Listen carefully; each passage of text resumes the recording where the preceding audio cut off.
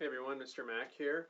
In this lesson, we are going to do some more review of our keyboard instrument.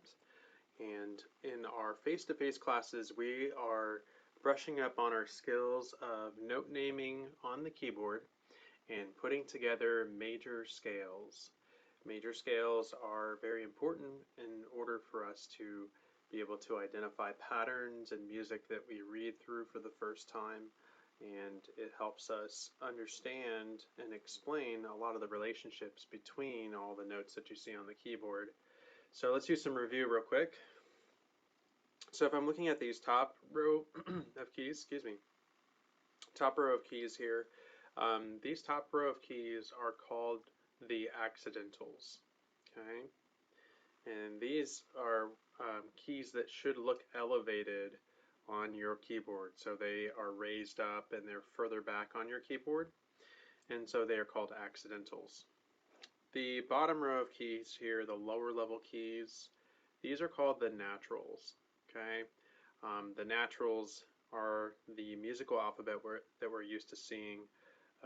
If I were to start over on this G natural right here, again, naturals are the bottom keys name, G natural, and if I move over to the right, I'm going in alphabetical order, A, B, C, D, E, F, G. When I get to the top of my musical alphabet, I start over again, A, B, C.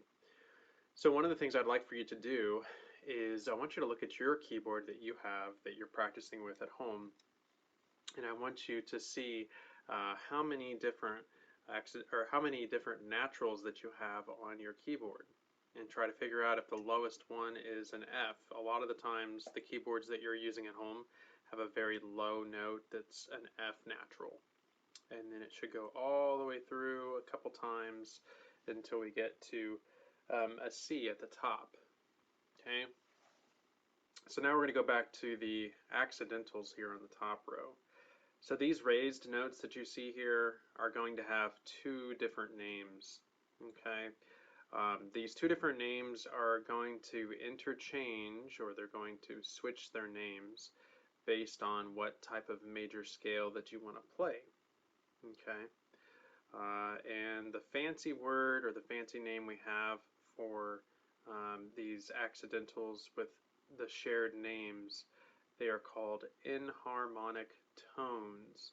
Enharmonic is this fancy way of describing the two names that are given to a pitch on your keyboard that still sound the same. So when we strike them with our mallet, they're going to sound the same, but they can have two different names.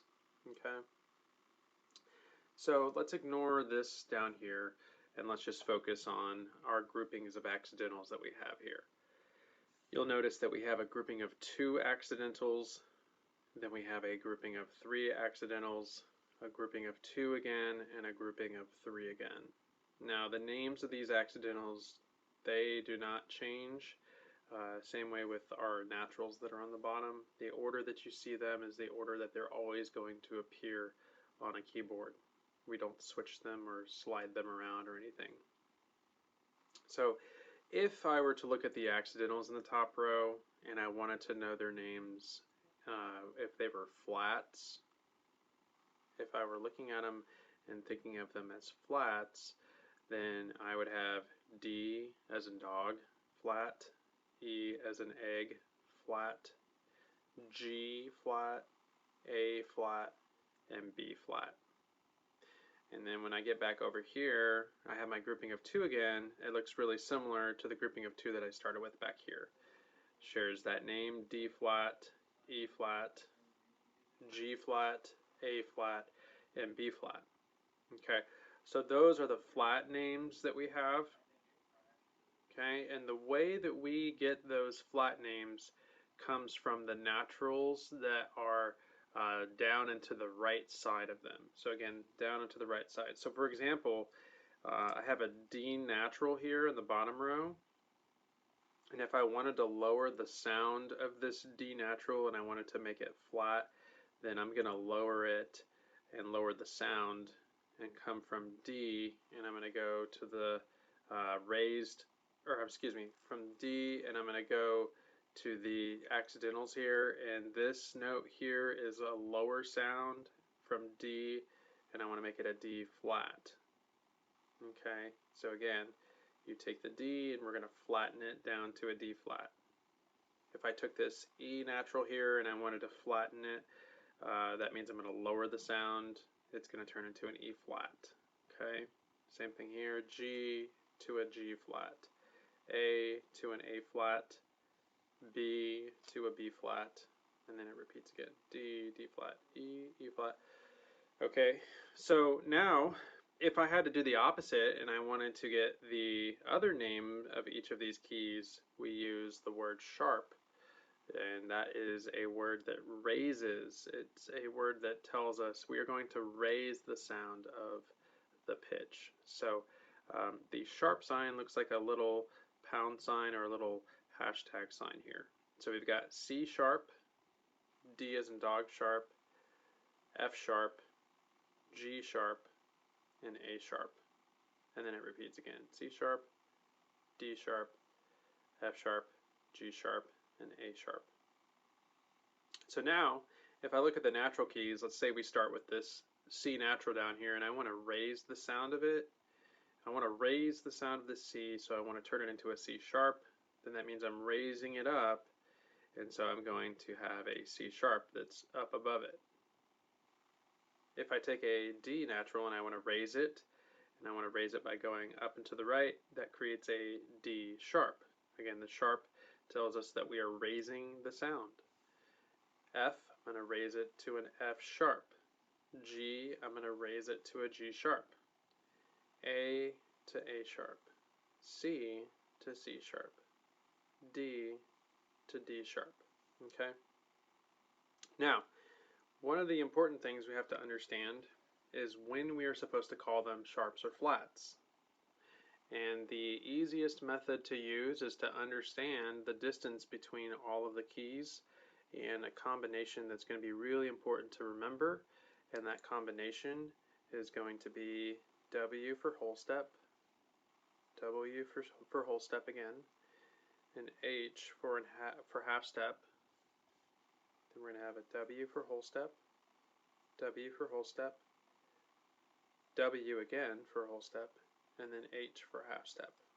Okay, so let's talk about the distances that create half steps and whole steps. So I'm going to go to page 6A, and if we look on page 6A, you can see the distances between each note.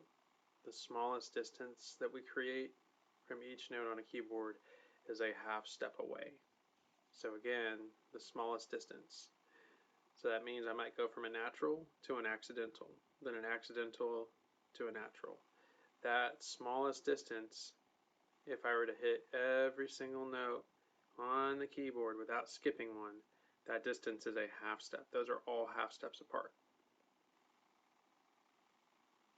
Now, if you think of two halves are going to equal a whole.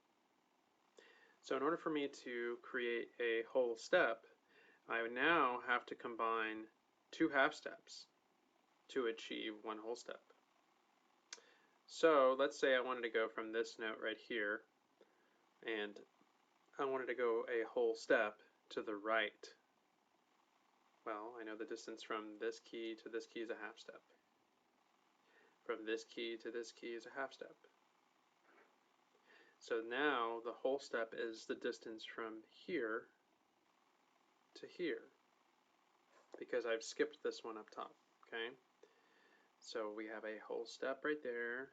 Same thing here. If I go from here to here, that's a half step. Here to here is a half step. So that's a longer distance, so that's creating a whole step. And you can see that we skipped this one in the middle. All right, now with this one here, we don't have any notes that are in the middle in the top row.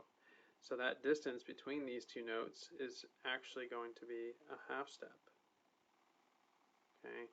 In order for it to go from this note and create a whole step, I actually have to skip this one and jump up here. Okay.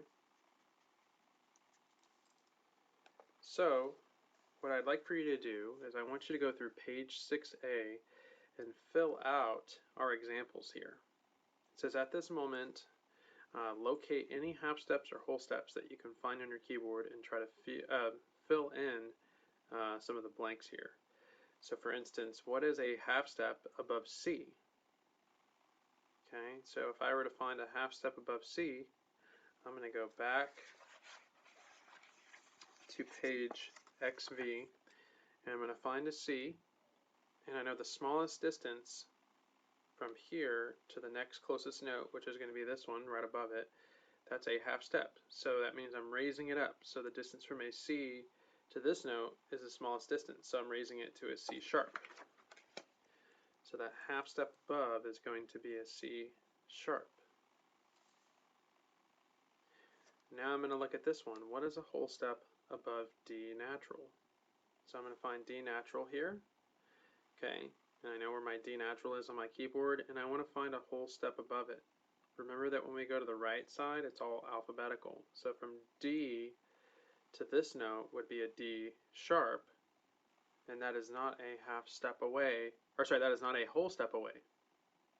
So what do I have to do? I have to go from here and go down to the next note. So from this distance to this distance, D to an E natural is going to be my whole step. Just like that. See if you can fill out the rest of these. And then there's some exercises down here that are going to help us bridge that gap. C to D natural is a whole step apart. D to E natural is a whole step apart. Then E to F natural is a half step apart. And practice some of these and look at them on your keyboard and see if you can figure out the distances between these.